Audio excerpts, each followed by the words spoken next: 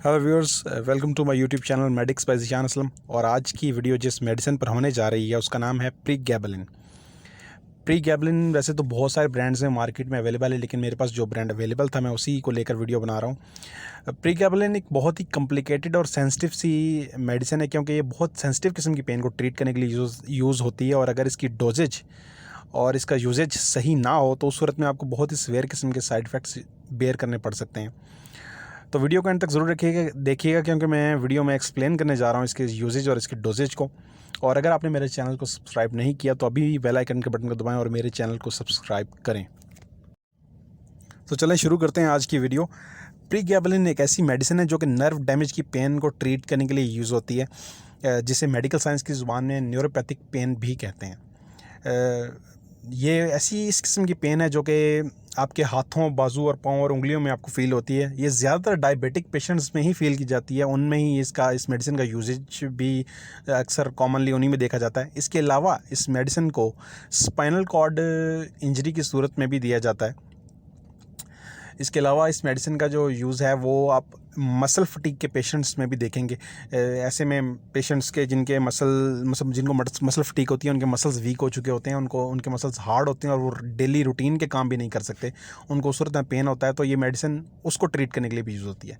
इसके अलावा इस मेडिसिन का एक और यूज़ है, वो सूरत में है कि अगर आपको कोई दिमाग का इशू हो तो आपको और उसके इफ़ेक्ट में आपको दौरे पड़ते हों तो डॉक्टर्स इसको और मेडिसिन के साथ इसको यूज़ करवा सकते हैं।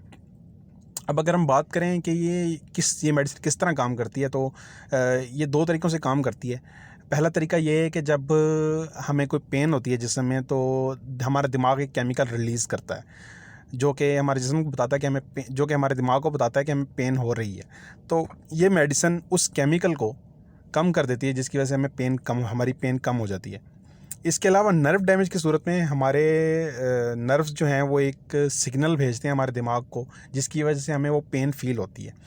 ये मेडिसिन उस नर्व सिग्नल्स को भी सप्रेस कर देती है, जिसकी वजह से हमें पेन कम फ़ील होती है। अब बात करें अगर इसके साइड इफ़ेक्ट्स की, तो मैं आपको कुछ चीज़ें बताना चाहूँगा। सबसे पहले ये कि अगर आपको डॉक्टर ये मेडिसिन प्रिस्क्राइब करते हैं तो आप डॉक्टर को अपनी एलर्जीज़ के बारे में ज़रूर बताएं। और इसके अलावा अगर अगर आप अल्कोहल यूज़र हैं तो आप उस सूरत में भी डॉक्टर को ज़रूर बताएं, क्योंकि अल्कोहल के साथ इस मेडिसिन का यूजेज बहुत ज़्यादा सीवियर किस्म के साइड इफ़ेक्ट्स आपको फ़ील हो सकते हैं, जो कि आपके लिए अच्छे नहीं हैं। तो आप डॉक्टर को ये चीज़ें लाजमी बताएं।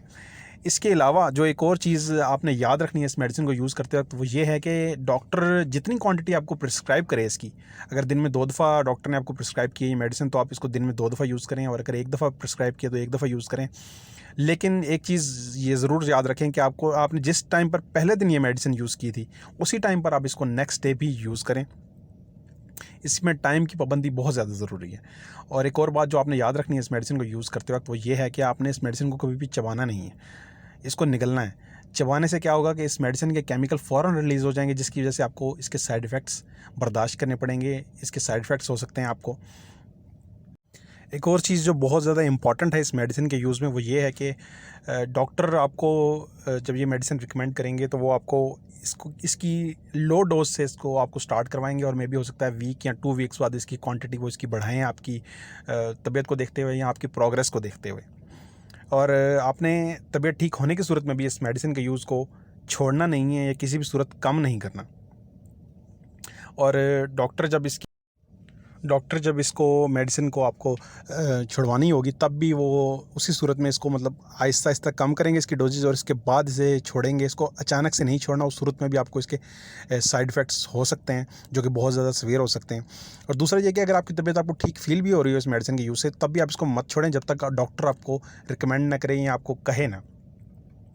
अब बात करें अगर इसके साइड इफ़ेक्ट्स की जो आपको फ़ील हो सकते हैं, तो उसमें ये है कि आपको थकावट हो सकती है, या आपको बहुत ज़्यादा नींद आ सकती है, सुस्ती हो सकती है जिस्म में, मसल में पेन हो सकती है, चक्कर आ सकते हैं आपको, जबकि आपको एंजाइटी का इशू भी हो सकता है।